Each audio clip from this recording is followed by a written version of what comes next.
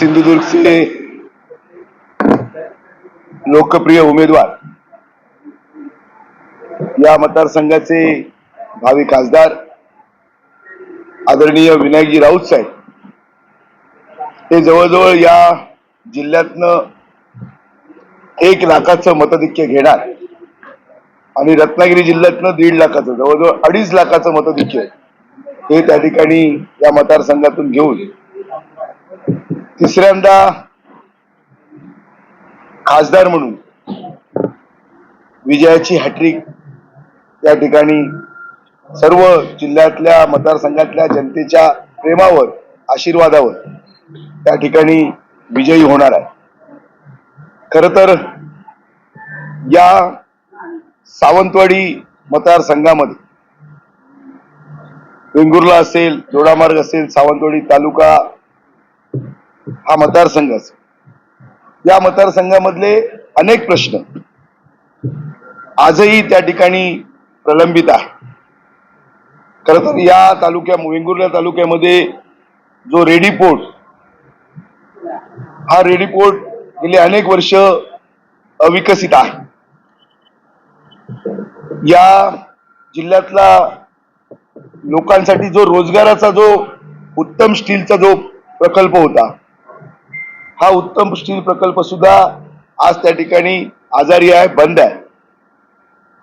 या जिल्ह्यामध्ये अनेक शेतकऱ्यांच्या जमिनी या वनसंज्ञेच्या मध्ये त्या ठिकाणी आजही आहेत, त्यावरही त्या ठिकाणी कोणताही निर्णय गेली अनेक वर्ष झालेला नाही। खरं तर एक महत्वाकांक्षी प्रकल्प सिंधुदुर्ग जिल्ह्याच्या पर्यटनाच्या दृष्टीनं पाणबुडी प्रकल्प या जिल्ह्यामध्ये आणण्याचा प्रयत्न होता। तो प्रकल्प सुद्धा महाराष्ट्रातनं गुजरातमध्ये त्या ठिकाणी नेण्यात आलेला आहे। त्याचबरोबर या जिल्ह्यातले डीएड बीएडचे जे काही बेरोजगार शिक्षक आहेत, त्या बेरोजगारांना सुद्धा त्या ठिकाणी या जिल्ह्याचे स्वतः केसरकर हे शिक्षण मंत्री असताना, कॅबिनेट मंत्री असताना त्या ठिकाणी सुद्धा त्यांच्यावर सुद्धा त्या ठिकाणी अन्याय झालेला आहे। एकीकडे अनेक शाळा या जिल्ह्यातल्या पटसंख्येच्या नावाखाली, मग त्या ठिकाणची 20 पटसंख्या असेल, त्या ठिकाणी त्या शाळा बंद होत आहेत। अनेक ठिकाणी आजही या शिक्षणावर त्या ठिकाणी शिक्षक जे आहेत हे शिक्षक त्या ठिकाणी नाही आहेत। म्हणजे अशा प्रकारची सुद्धा या ह्याच्यामध्ये परिस्थिती आहे। खरं तर केसरकर आणि राणे हे दो बेचारे बिना सहारे अशा प्रकारे दोघांची परिस्थिती या ठिकाणी निर्माण झालेली आहे। आणि म्हणून दोघांचाही जनाधार संपल्यामुळे दोघंही त्या ठिकाणी या निवडणुकीमध्ये एकत्र आलेले आहेत। खरं तर या जिल्ह्यातल्या आणि या मतदारसंघातल्या जनतेला फसवण्याचं काम, त्यांच्याशी विश्वासघात करण्याचं काम, त्यांच्याशी बेईमानी करण्याचं काम त्या ठिकाणी केसरकरांनी केलेलं आहे। खरं तर सावंतवाडी शहर हे गेली अनेक वर्ष विकासापासून वंचित आहे। या शहरातील व्यापारी असतील, त्या शहरातील जनता असेल, शेतकरी असतील, या मतदारसंघातील मच्छीमार असतील, खरं तर या शहराचा जो विकास अपेक्षित होता तो विकास त्या ठिकाणी होऊ शकला नाही। खरं तर त्याचं मुख्य कारण जो सावंतवाडी शहरातनं जो हायवे जाणार होता, हा हायवे बायपास करण्याचं काम केसरकरांनी त्या काळामध्ये केलं आणि त्यामुळे सावंतवाडी शहराच्या विकासाला या रस्त्यामुळे त्या ठिकाणी मर्यादा आहे। खरं तर आजही आंबोली घाटाला जर त्या ठिकाणी पर्यायी मार्ग अनेक आहेत, तेही मार्ग अद्यापही झालेले नाही। आणि सगळ्यात महत्वाचा जो रेडी संकेश्वर मार्ग आहे, हा मार्ग सुद्धा सावंतवाडी शहरातनं जावा अशा प्रकारे शहरातल्या जनतेची आणि व्यापाऱ्याची मागणी आहे, ती सुद्धा त्या ठिकाणी पूर्णत्वास आलेली नाही। आणि म्हणून जनतेमध्ये संताप आहे। जिथं जिथं या जिल्ह्यामध्ये प्रकल्प झाले त्या ठिकाणी राणेंच्या जमिनी त्या ठिकाणी दिसल्या, म्हणजे प्रकल्प पूर्ण झाले नाही, तिकडचा विकास झाला नाही, पण त्यांनी स्वतःच्या मात्र जमिनी, स्वतःचे खासगी मालमत्ता मात्र त्या ठिकाणी उभा राहिल्या, ही वस्तुस्थिती आहे। खरं तर आजही या मतदारसंघामध्ये किंवा या जिल्ह्यामध्ये आढाळी असेल, कुडाळ असेल, इथले जे MIDC जे प्रकल्प आहेत हे आजही त्या ठिकाणी बंद स्थितीत आहेत, आजारी अवस्थेत आहेत आणि त्यामुळे फार मोठ्या प्रमाणात उद्योजक असतील, व्यापारी असतील, हे आर्थिक संकटामध्ये त्या ठिकाणी आलेले आहेत. मध्यंतरीच्या काळामध्ये GST जो टॅक्स, जो जाचक टॅक्स व्यापाऱ्यांना लावला गेला, जवळजवळ 18%, 22% अशा प्रकारचा टॅक्स हा व्यापाऱ्यांवर त्या ठिकाणी म्हणजे अतिशय सर्वसामान्य जनतेला, व्यापाऱ्यांना, उद्योजकांना अतिशय कंगाल बनवण्याचं म्हणजे गरीब बनवण्याचा हा या अशा प्रकारच्या हा जो कर आहे GSTच्या माध्यमातून हा त्या ठिकाणी आहे. त्याचबरोबर कोरोना सारखी महामारी, एक गंभीर आजार या राज्यामध्ये आला त्यावेळी उद्धव साहेबांनी अतिशय चांगलं काम, माझं कुटुंब माझी जबाबदारी अशा पद्धतीनं हा महाराष्ट्र सांभाळला. पण त्याच वेळी या भागातले जे आमदार होते, हे आमदार हे मतदारसंघात नव्हते, मुंबईमध्ये होते, गैरहजर होते, स्वतःचं आरोग्याचं रक्षण त्या ठिकाणी करत होते. पण एकीकडे जिल्ह्यातली आणि राज्यातली जनता उद्धव साहेब ठाकरे साहेब आपल्या नेतृत्वाखाली सांभाळत होते. आज जी काय व्हॅनिटी व्हॅन केसरकरांनी आणली, ती जर व्हॅनिटी व्हॅन जर त्या काळात आणली असती आणि प्रचाराच्या ऐवजी जर जनतेच्या आरोग्याच्या सेवेची काळजी घेतली असती तर लोकांना त्याच्यामधला म्हणजे लोकांना ते अधिक चांगलं त्या निमित्तानं झालं असतं. पण आज प्रचारासाठी ही व्हॅन जी आहे ती आणण्यात आलेली आहे. एकीकडे त्या काळामध्ये म्हणजे ज्यावेळी कोरोनासारखा गंभीर आजार झाला तेव्हा या देशामध्ये PM केअर फंड जमवण्यात आला. म्हणजे सगळे जे उद्योग व्यावसायिक होते, कंपन्या होत्या, अनेक सगळे वेगवेगळ्या पार्टीचे कार्यकर्ते, हा जो सगळा फंड आहे हा फंड PM केअर फंड मध्ये वळवण्यात आला. पण ज्यावेळी महाराष्ट्राला गरज होती त्यावेळी मात्र CM फंडामध्ये तो देण्यात आलेला नाही. त्यामुळे आज जी काय अभद्र युती जी काय केसरकर आणि राणेंची या ठिकाणी झालेली आहे, त्या ठिकाणी त्यांचा जनाधार संपल्यामुळे त्या ठिकाणी झालेली आहे. खरं तर आज या मतदारसंघामध्ये राजन तेली भारतीय जनता पार्टीच्या माध्यमातून विशेष जबाबदारी घेत असायची. पण आज ते मेसेज करतायत लोकांना, पण त्या ठिकाणी निशाणी सांगत नाही. आणि कदाचित उद्या राजन तेली या भागाचे आमदार होतील या भीतीनं, आणि कदाचित राजन तेलीचे मुलगे प्रथमेश तेली या शहराचे नगराध्यक्ष होती या भीतीनं कुठंतरी केसरकर हे सैरभैर झालेले आहेत. आणि केसरकरांनी आपले जे तात्विक जे मुद्दे आहेत हे मुद्दे बाजूला ठेवून आपली स्वतःच्या राजकीय भवितव्याची चिंता, काळजी या निमित्तानं करताना आपल्याला या ठिकाणी दिसते. खरं तर गेली 15 वर्ष या भागाचे आमदार म्हणून केसरकर काम करतायत. त्यांच्याकडे आमदार म्हणून जबाबदारी विकासाची आहेच, पण त्याचबरोबर ते गृहराज्यमंत्री होते 5 वर्ष, अर्थ नियोजन मंत्री होते, आता ते या राज्याचे कॅबिनेट मंत्री शिक्षण विभागाचे या ठिकाणी आहेत. आणि तरी सुद्धा सावंतवाडी मतदारसंघाचा विकास हा त्या ठिकाणी होऊ शकला नाही. आजही या मतदारसंघातील तरुण, मग ते दोडामार्ग मधले असतील, वेंगुर्ल्यातले असतील, सावंतवाडी असतील, हे गोवा राज्यामध्ये त्या ठिकाणी नोकरीला जात आहेत. आणि म्हणून ही जबाबदारी इथल्या आमदारांची होती. गेल्या 15 वर्षात जे काही तरुण, त्यांच्या तरुणाच्या हातामध्ये जर त्या ठिकाणी रोजगार देऊ शकले असते. याच माझ्या जिल्ह्यामध्ये खरं तर केंद्रीय उद्योग मंत्री राणे हे सुद्धा 35 वर्ष सत्तेमध्ये आहेत, पण त्यांनी सुद्धा केंद्रीय उद्योग मंत्री असून सुद्धा या जिल्ह्यामध्ये कुठलाही उद्योग व्यवसाय कारखाना आणू शकले नाहीत.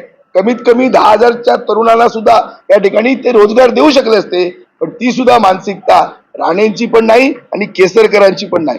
खरं तर जे निसर्गाला घातक आहे अशा प्रकारचे मायनिंग प्रकल्प, या प्रकल्पांना पाठिंबा देण्याचं काम आजपर्यंत केसरकर आणि राणेंनी केलं.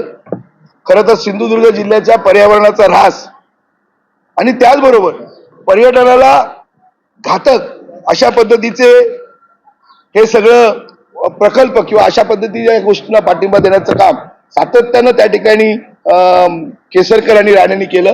त्याच्या मागे जिल्ह्याचा विकास नको होता. या ठिकाणी त्यांना त्या ठिकाणी स्वतःला आर्थिक फायदा होण्याच्या करता या ठिकाणी अशा प्रकारचे पर्यावरणाचे ऱ्हास होणारे, निसर्गाच्या सौंदर्याला घातक ठरणारे अशा प्रकारचे प्रकल्प सातत्यानं आणले जातात. खरं तर आणि म्हणून जनतेचा विरोध आहे. आज नाणार बारसूजी रिफायनरी आहे, याचा शिवसेनेचा विरोध नाही, तिथल्या स्थानिक जनतेच्या शेतकऱ्यांचा विरोध आहे. आणि त्यांनी त्या ठिकाणी आंदोलन उभं केलं आणि त्यांना त्या ठिकाणी त्यांच्यावर लाठीचार्ज केला, गोळीबार केला. आणि म्हणून शिवसेना म्हणून उद्धवजी साहेब, ठाकरे साहेबांनी, खासदार विनायक राऊतांनी ही जी बाजू त्या ठिकाणी लावून धरली की जर देशोधडीला लावणाऱ्या, पर्यावरणाला घातक असणारे जर उद्योग आपण या जिल्ह्यामध्ये, या मतदारसंघामध्ये आणत असाल तर त्याचा आपला विरोध राहील, ही स्पष्ट भूमिका मांडलेली आहे. आज सिडको सारखं सुद्धा संकट हे सुद्धा आपल्या जिल्ह्यावर आहे. त्याच्यामध्ये सावंतवाडी तालुका सुद्धा आहे. म्हणजे या जिल्ह्यातल्या 8 तालुक्यापैकी 5 तालुके म्हणजे सावंतवाडी, देवगड, वेंगुर्ला, त्याच्यानंतर आपला सावंतवाडी, वेंगुर्ला, देवगड हे 5 तालुके जवळजवळ याच्यामध्ये आहेत. म्हणजे याच्यामध्ये कणकवली नाही, दोडामार्ग नाही आणि वैभववाडी नाही, उर्वरित 5 तालुके आहेत. 284 गावं आहेत या जिल्ह्यातली आणि जवळजवळ 1,47,128 हेक्टर जमीन ही आता प्राधिकरणामध्ये त्या ठिकाणी आरक्षित होणार आहे. यामध्ये शेतकऱ्याला अधिकार नाही आणि त्याचबरोबर जिल्हा परिषदेला, ग्रामपंचायतीला, या सगळ्या विभागाला अधिकार नाही. आणि ही सगळी जमीन धनदांडग्यांच्या घशामध्ये घालायचा हा प्रयत्न आहे. आणि म्हणून याला सुद्धा विरोध खासदार विनायक राऊतांनी पत्रकार परिषद घेऊन संसदेमध्ये आणि महाराष्ट्राच्या याच्यामध्ये विधानसभेमध्ये हा विषय त्या ठिकाणी वैभव नाईक आणि खासदार विनायक राऊतांच्या नेतृत्वाखाली, विनायक राऊत साहेबांच्या नेतृत्वाखाली त्या ठिकाणी नक्कीच आम्ही करणार आहोत. आणि सणसो जनतेच्या ज्या विरोधातल्या भूमिका आहेत त्याबरोबर आम्ही जनतेसोबत राहणार. आमचा विकासाला विरोध नाही, आमचा प्रकल्पाला विरोध नाही, पण जो जिल्ह्यातल्या जनतेला जनतेचा विरोध आहे त्या विरोधाबरोबर शेतकऱ्यांबरोबर शिवसेना ही उद्धव साहेबांची त्याच्या जनतेबरोबर राहणार आहे. खरं तर अनेकदा म्हणजे मागच्या अनेक वर्षाच्या काळात म्हणजे राणे आणि केसरकर आता कुठंतरी दिलजमाई झाल्याचं आपल्याला दिसतंय. पण जो मुद्दा दहशतवादाचा, गुंडगिरीचा हा जो मुद्दा घेऊन त्यावेळी केसरकर हे त्या ठिकाणी राणे म्हणजे ही एक राजकीय अपप्रवृत्ती आहे, हा दहशतवाद आहे, ही गुंडगिरी आहे आणि त्याच्या विरोधात त्या ठिकाणी जनतेमध्ये जाऊन त्या ठिकाणी सातत्यानं ते बोलत होते. आणि त्यांनी एवढंही सांगितलं होतं की जेव्हा भारतीय जनता पार्टी सत्ता होते कसं सत्तेमध्ये बदल झाला. पूर्वी काँग्रेसमध्ये ते होते, काँग्रेसमध्ये आल्यानंतर काँग्रेसचं सरकार महाराष्ट्रातनं कसं त्या ठिकाणी गेलं. त्या पूर्वीचं शिवसेनेचे ते मुख्यमंत्री होते, शिवसेनेचा मुख्यमंत्री असताना अवघ्या 6 महिन्यामध्ये महाराष्ट्रातली सत्ता शिवसेनेची गेली हे त्यांनी सांगितलं. आणि त्यांनी स्वतः मोदींना फोन करून सांगितलेलं होतं की जर तुम्ही त्यांना भाजपमध्ये घेतलात, मंत्री केलात तर या जिल्ह्यामध्ये या मंत्री खात्याचा गैरवापर होईल, दुरुपयोग होईल, दहशत निर्माण केली जाईल आणि जिथं जिथं हे जातात तिथं यांचा पायगुण आहे, त्या पक्षाची सत्ता जाते हे सांगणारे केसरकर आज राणेंचा दहशतवाद संपला अशा पद्धतीनं जनतेला त्या ठिकाणी सांगतायत. पण जनता आज या सगळ्या विषयावर म्हणजे केसरकरांच्या या राणेंच्या अपप्रवृत्तीच्या विरोधामध्ये त्या ठिकाणी आहे. खरं तर म्हणजे केसरकरांनी अनेक मुद्दे त्या काळामध्ये मांडले. म्हणजे ज्यावेळी आदित्य ठाकरेंवर टीका होत होती त्या सुशांत सिंगच्या प्रकरणामध्ये, त्या प्रकरणामध्ये सुद्धा त्यांनी सांगितलं होतं की ठाकरेवर, मातोश्रीवर किंवा आदित्यंवर तुम्ही ही टीका बंद करा. जोपर्यंत टीका बंद करत नाही, जोपर्यंत जनतेला न्याय मिळत नाही तर या मी प्रवृत्तीच्या विरोधात राहणार अशा प्रकारचं केसरकरांनी त्या ठिकाणी सांगितलेलं होतं. आज केसरकरांनी ही भूमिका बदललेली आहे. पण गेली अनेक वर्ष जरी केसरकरांनी हे मुद्दे घेऊन जनतेने त्यांच्यावर विश्वास ठेवला आणि त्यांना ते सांगतील तिथे मतदान केलं. पण आज परिस्थिती अशी आहे, जनता जी आहे ही त्या ठिकाणी केसरकरांच्या विरोधामध्ये आहे आणि या मतदारसंघामधनं तीव्र संतापाची लाट त्या केसरकरांच्या भूमिकेबद्दलची आहे. आणि म्हणून मतपेटीतनं हा जो राग आहे, हा राग त्या ठिकाणी व्यक्त झालेला आपल्याला या निवडणुकीमध्ये दिसेल. आणि मोठ्या मतदिंक्यानं या जिल्ह्यातनं, या सावंतवाडी मतदारसंघातनं रुपेश राऊळ आहेत, आमचे बाळू परब आहेत वेंगुर्ला तालुका प्रमुख, आणि त्याचबरोबर संजय गवस आहेत दोडामार्गचे, आणि इथली तालुक्यातली संजय पडते आमचे जिल्हा प्रमुख. या सगळ्या नेत्यांच्या जे काही काम त्या ठिकाणी सुरू आहे, म्हणजे सभा चालू आहेत, बैठका चालू आहेत, जाहीर सभा चालू आहेत, प्रत्यक्ष मशालच्या फेरी चालू आहेत, प्रचार फेरी आहेत, या सगळ्यांमधनं मतदारांपर्यंत जाऊन शिवसेना का, विनायक राऊतच का निवडून आले, ही भूमिका जनतेला आपण त्या ठिकाणी पटवून देतो. आणि गेल्या 35 वर्षामध्ये राणेला सगळी पदं मिळाली, म्हणजे आमदार होते, मंत्री होते, मुख्यमंत्री झाले, या केंद्राचे उद्योगमंत्री झाले. 35 वर्षामध्ये या सिंधुदुर्ग जिल्ह्याचा ते विकास करू शकले नाही, त्यांनी स्वतःचा विकास केला. आणि म्हणून आता म्हणजे 1990ला जे भाषण होतं तेच भाषण आज पुन्हा जनतेपर्यंत आता तेच भाषण आहे. 2014ला हा राणेंचा फ्लॉप शो झाला, फ्लॉप चित्रपट झाला. 2014ला निलेश राणे हे राणेंचे पुत्र पराभूत झाले आणि कुडाळ मालवणमध्ये आमचा एक तरुण सहकारी आमदार वैभव नाईक यांच्या माध्यमातून त्या ठिकाणी जनतेनं राणेंना सुद्धा पराभूत केलेला आहे.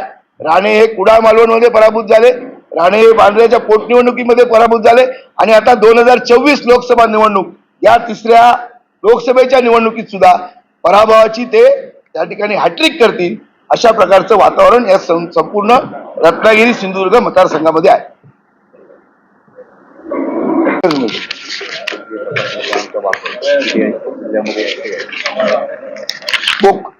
कोकण रेल्वे, खर तर या रेल्वेचे शिल्पकार प्राध्यापक मधु दंडवते, जॉर्ज फर्नांडिस आणि आदरणीय शरद पवार हे त्या काळामध्ये कोकण रेल्वे उभी राहिली. महाराष्ट्र राज्यातमधनं फार मोठा आर्थिक वाटा आदरणीय पवार साहेबांनी त्या काळामध्ये दिला. पण आज त्या रेल्वे स्टेशनचं सुशोभीकरण होताना आपल्याला दिसतंय. पण आज प्रवाशांची जी गैरसोय होते, आजही प्रवासी त्या ठिकाणी वेटिंगवर आहे. 58 रेल्वे या रेल्वेच्या रुळावरनं कोकण रेल्वेवरनं जात आहेत, पण त्याचा काही फायदा हा माझ्या सिंधुदुर्गातल्या या मतदारसंघातल्या जनतेला त्या ठिकाणी होत नाही. प्रवाशांचे हाल होत आहेत, लोकांची गैरसोय आहे आणि मात्र कामासाठी म्हणजे टेंडरिंगसाठी स्टेशनचं मात्र त्या ठिकाणी सुशोभीकरण करण्याचं काम त्या ठिकाणी सुरू आहे. आणि त्याचबरोबर कोकण रेल्वेचं भारतीय रेल्वेमध्ये विलिनीकरण करा, कारण त्याच्यामुळे जो आर्थिक फायदा आहे तो रेल्वेला त्या ठिकाणी होईल. त्यामुळे अनेक सुविधा आपल्याला निर्माण करता येते. आज कोकण रेल्वे एक ट्रॅकवर आहे, त्याचा ट्रॅक दुहेरी झाला पाहिजे. कोकण रेल्वे ही पश्चिम महाराष्ट्राशी कोल्हापूर, वैभववाडी कोल्हापूर किंवा बेळगाव या भागामध्ये जोडली गेली पाहिजे, तर ते अद्याप त्या ठिकाणी झालेलं नाही.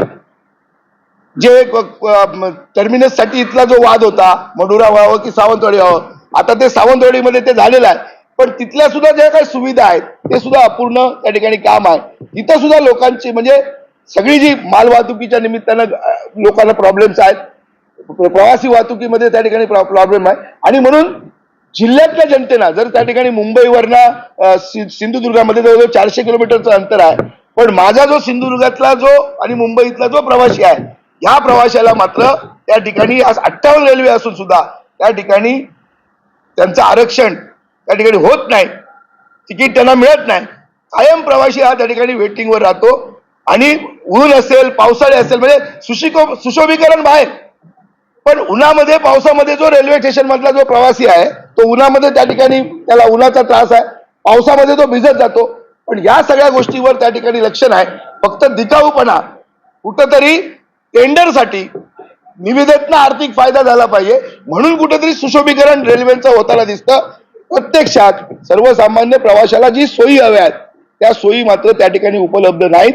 आणि म्हणून शिवसेना याबद्दलची भूमिका खासदार विनायक राऊतांच्या नेतृत्वाखाली आवाज उठवणार आणि लवकरच 4 जून नंतर या देशातली सत्तेमध्ये बदल होईल. देशामध्ये इंडिया आघाडीचं सरकार त्या ठिकाणी येईल आणि या मतदारसंघातनं जे खासदार आहेत ते उद्याचे केंद्रीय मंत्री म्हणून या देशामधले केंद्रीय मंत्री म्हणून असतील.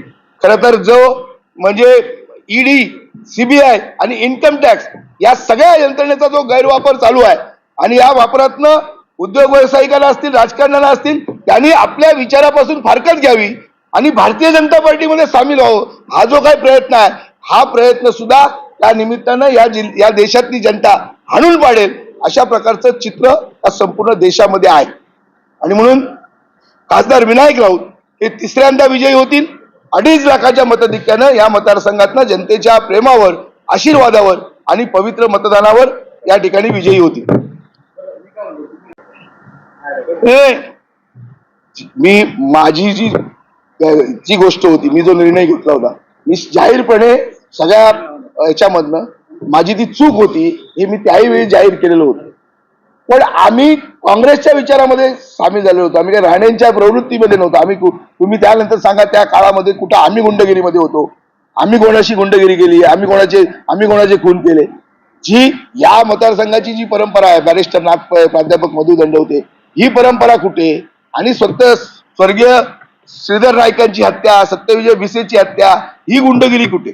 आणि त्यामुळे आम्ही अपप्रवृत्तीच्या विरोधात, आम्ही त्यावेळी काँग्रेसच्या विचारामध्ये सामील झालो होतो आणि ती माझी चूक होती.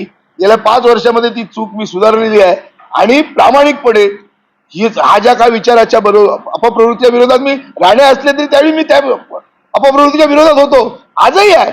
आणि मी ते सांगतो, केसरकरांची चूक आहेच.